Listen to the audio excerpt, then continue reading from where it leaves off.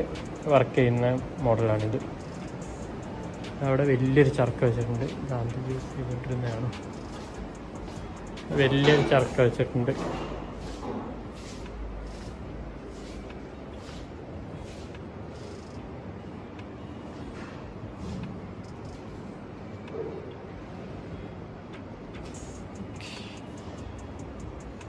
Okay, നമുക്കിനിയിപ്പോൾ എന്താണേലും അടുത്ത സ്ഥലത്തേക്ക് പോയി നോക്കാം. പുറത്തിറങ്ങിയിട്ട് ഇത്രയും ചൂടുണ്ടെങ്കിലും ഇപ്പോൾ ഈ ബിൽഡിങ്ങിൻ്റെ ഉള്ളിൽ നല്ല കൂളിംഗ് ആട്ടോ, നല്ല തണുപ്പുണ്ട്, ചൂടൊന്നുമില്ല. ഇവിടെ ഇതിൻ്റെ മെയിൻ്റനൻസും കാര്യങ്ങളൊക്കെ നോക്കുന്ന ഒരാൾ ഓഫീസർ അതിൻ്റെ ഉള്ളിലുണ്ട്.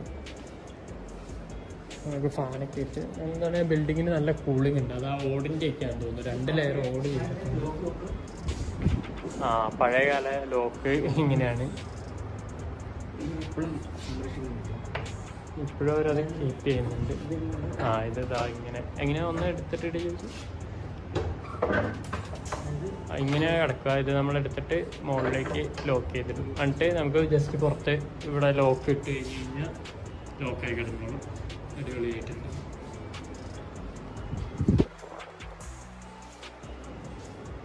നമുക്ക് ഇവിടുന്ന് പുറത്തിറങ്ങാം. അപ്പോൾ നമുക്ക് അടുത്ത പുറത്തേക്ക് ഇറങ്ങുമ്പോൾ സബർമൻ നദിയിലേക്ക് നമുക്ക് ഇവിടുന്ന് ഇറങ്ങാൻ ഒരു ആക്സസ് ഉണ്ട്. ഇപ്പോൾ ഇവിടെ മറ്റേ സീപ്ലെയിനൊക്കെ ഇറങ്ങുന്നുണ്ട് കേട്ടോ. നല്ല അടിപൊളിയായിട്ട് നല്ല വൃത്തിയാക്കി. നിറച്ചും വെള്ളം ഉണ്ടാവും.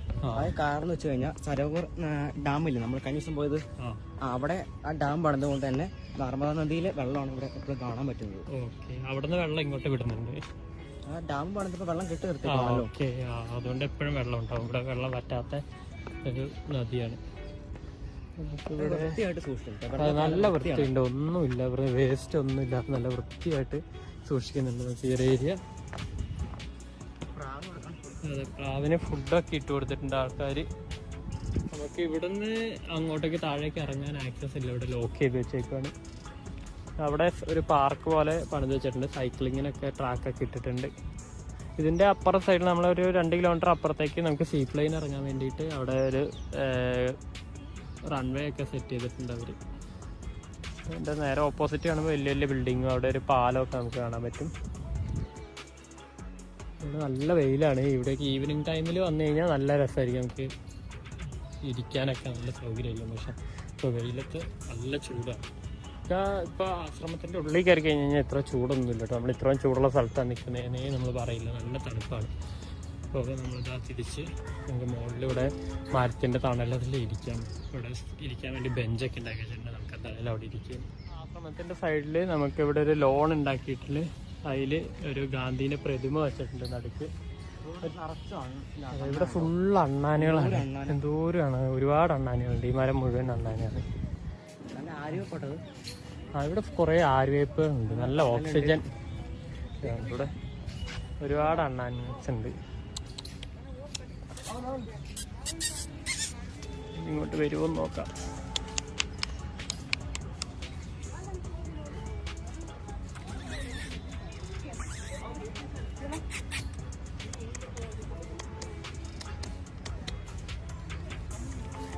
പേടിച്ച് ഓടുകയാണ്, കയ്യിലേക്ക് കയറുന്നില്ല, പേടിയാന്ന് തോന്നുന്നു മനുഷ്യന്മാർ. ഇതാണ് സബർമതി ആശ്രമം. പണ്ടുള്ള ഇത് തന്നെ ഇപ്പോഴും മെയിൻറ്റെയിൻ ചെയ്യുന്നുണ്ട്. ഇപ്പോൾ ഇവിടെ നമുക്കിവിടെ പുറത്ത് ചർക്കയൊക്കെ വെച്ചിട്ടുണ്ട്. അതുപോലെ തന്നെ ഒരുപാട് റൈറ്റിങ്സൊക്കെ വോളിൽ കൂടിയൊക്കെ വെച്ചിട്ടുണ്ട്. എന്താണേലും ഇപ്പോൾ ഉള്ളിലേക്ക് കയറി നോക്കാം. ഇപ്പോൾ ഒരുപാട് ആൾക്കാരുണ്ട് കേട്ടോ, ടൂറിസ്റ്റ് നല്ല തിരക്കുണ്ട്. ഇവിടെ ചെരുപ്പൂരാൻ എഴുതി വെച്ചിട്ട് നമുക്കിവിടെ ചെരുപ്പൂരിട്ട് വേണം കയറാൻ.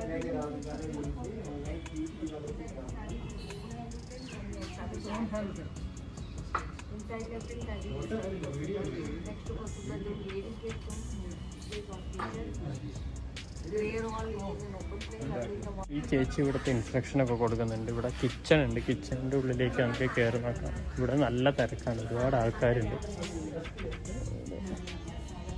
ഒക്കെ കബോർഡ് പോലെയൊക്കെ ചെയ്ത് വെച്ചിട്ടുണ്ട്. Kitchen spoon ഫോർക്കൊക്കെ.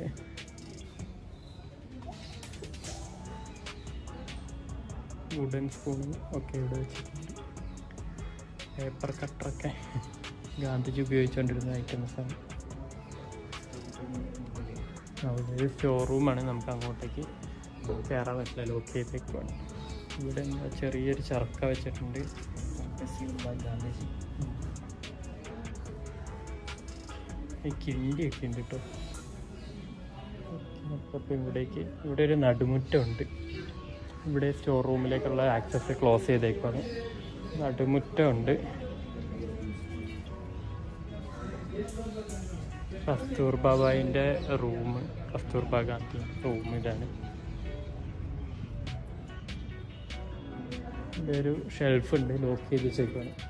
കല്ലാട്ടോ നിലത്തിട്ടേക്കുന്നത്, ഫുള്ള് കല്ലിട്ടിട്ട് അടിച്ചിട്ടുണ്ട്. റൂഫിന് നല്ല ഹൈറ്റ് ഉണ്ട്, അതുകൊണ്ടാണ് തോന്നുന്നത് ചൂടില്ലാത്തത്. നല്ല കൂളിംഗ് ഉണ്ട് ഉള്ളിലൊക്കെ. ഇത് ഗസ്റ്റ് റൂമാണ്.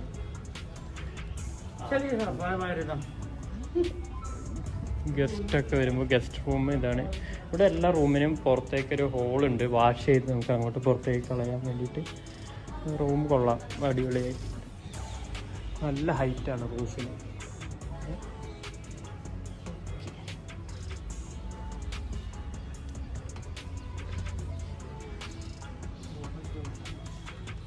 ക്രോണോളജിയാണ് മഹാത്മാഗാന്ധിൻ്റെ ഫസ്റ്റ് ജീവചരിത്ര.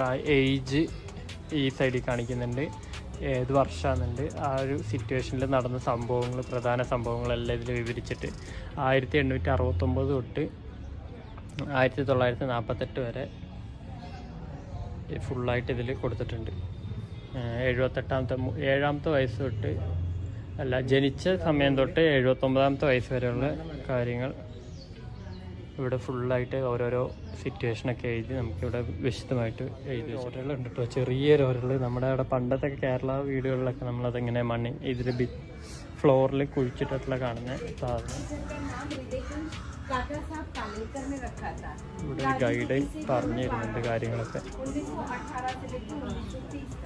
1930 में उन्होंने नमक का सत्याग्रह यहाँ से शुरुआत की। तब गांधी जी की एज थी 61। पैदल चले थे 241 mile, 241 mile he walked from here to Dandi with 78 companies. Gandhi ji took a vow, I will never communicate without freedom. Gandhi ji ने कह दिया, कहूँगा कुत्ते के मौत मरूंगा लेकिन स्वराज लिए मिला, यहाँ वापस नहीं लौटूंगा। जैसे बुद्ध भगवान ने कहा था, जब तक मुझे स्वज्ञान नहीं होगा मैं अपने घर वापस नहीं लौटूंगा। वही हमें याद दिलाता। गांधी जी वापस नहीं आए। गांधी जी के टोटल 5 आश्रम हैं। 21 साल गांधी जी साउथ अफ्रीका रहे। एक किताब उनके पढ़ने में आई, unto this last, John Ruskin की। उन्होंने कहा उस किताब ने तो जादुई असर कर दी। उन्होंने कहा कि बचपन से मुझे कुछ सवाल उठते थे कि कई लोगों के पास बहुत कुछ है, कई लोगों के पास कुछ नहीं, ऐसा क्यों है? किसी को पूछने पर भी उनको सेटिस्फाइड आंसर नहीं मिलता था। When Gandhi ji read that book Unto This Last, he said, I got the answer. पर मुझे क्या करना चाहिए? If I want equality, what can I do? So he left his practice as a lawyer and start farming and simplicity. शुरुआत वहीं से हुई। आश्रम लाइफ गांधी जी की साउथ अफ्रीका से शुरू हुई। पहला आश्रम गांधी जी का फिनिक्स सेटलमेंट। गांधी जी के एक मित्र थे हरमन कैलेंडर, उन्होंने गांधी जी को कुछ जमीन भेंट में दी, 1100 एकड़ लैंड। तो गांधी जी तब तक टॉल्स्टॉय जी से काफ़ी प्रभावित थे। सो टॉल्स्टॉय जी की अनुमति लेकर, उनकी परमिशन लेकर दूसरी जो जगह रहने के लिए गए, उस जगह का नाम उन्होंने टॉल्स्टॉय फार्म रखा। तो 2 आश्रम गांधी जी के साउथ अफ्रीका में है। उन्होंने आश्रम नाम नहीं दिया था। When Gandhi ji return from South Africa, he mention here when he established the ashram, which purpose, which rules compulsory for all followers. So सत्य, अहिंसा, ब्रह्मचर्य, अस्वाद, अस्तेय, अपरिग्रह. Even Gandhi ji includes 6 more for freedom struggle. 11 rules compulsory for all followers. So Gandhi ji के आश्रम में अगर कोई नियम का उल्लंघन करता है, गांधी जी उनको कुछ नहीं कहते, वो अपने आप में हो जाते हैं, वो अपराध करते हैं। तो आश्रम नियम कंपल्सरी के सकते हुए गांधी जी के लिखा है, किसी का ही गुजराती, हिंदी और इंग्लिश। ये घर गांधी जी को महल जैसा लगता था। 21 साल साउथ अफ्रीका रहने के बाद गांधी जी जब वापस लौटे हैं, 9 जनवरी 1915 को गांधी जी साउथ अफ्रीका से वापस आए और अहमदाबाद के लोगों ने उनको पहले तो भारत भ्रमण किया गांधी जी। उस समय रविन्द्रनाथ टैगोर जी के साथ भी रहे। अहमदाबाद में टोटल जो 15 साल रहे, अहमदाबाद के लोगों ने उनको आमंत्रित किया था। अहमदाबाद के लोगों ने उनके रहने की व्यवस्था की थी। शुरुआत में 2 साल जिस घर में रहे, वो उन्होंने यहाँ मेंशन किया है, कोचरब आश्रम पालड़ी, जो यहाँ से 7 किलोमीटर की दूरी पर है। 20 लोग गांधी जी के साथ आए हुए थे। काफी तादाद में लोग जुड़ने लगे, वो घर छोटा पड़ने लगा। ये जगह 1916 में गांधी जी ने पसंद तो की, क्योंकि यहाँ आए थे जंगल था, कोई पेड़ पौधे नहीं थे, कोई लोग नहीं रहते थे। यहाँ खड़े हुए गांधी जी, साबरमती रिवर बही जा रही है और यहाँ से दिखता था सिर्फ साबरमती जेल और इस तरफ क्रिमिटोरियम, शमशान घाट, और कुछ नहीं था। गांधी जी ने कहा कि अंग्रेजों के साथ लड़ते लड़ते या तो मैं जेल जाऊंगा, नहीं तो जाऊंगा शमशान घाट। ये जगह, this is right place for me, इसे।